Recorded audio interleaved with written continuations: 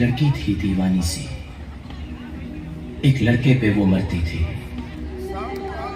नजरें झुका के शर्मा के गलियों से गुजरती थी। चोरी चोरी चुपके चुपके चिट्ठियां लिखा करती थी।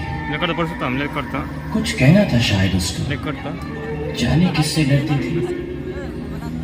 जब भी मिलती थी मुझसे पूछा करती थी, प्यार कैसे होता है, ये प्यार कैसे होता है। और मैं सिर्फ यही कह पाता था।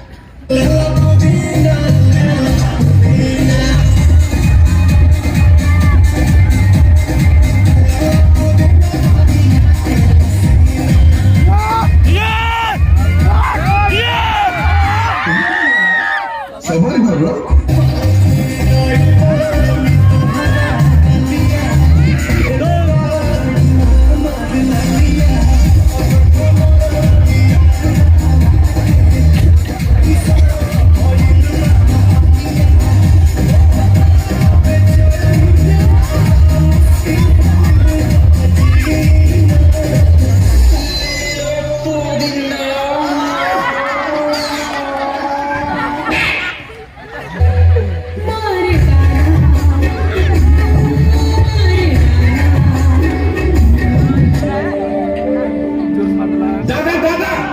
छुट्टी 5 दिन 5 मिलना हुई गई छुट्टी है।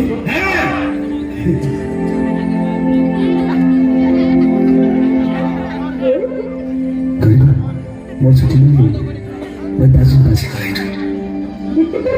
हाँ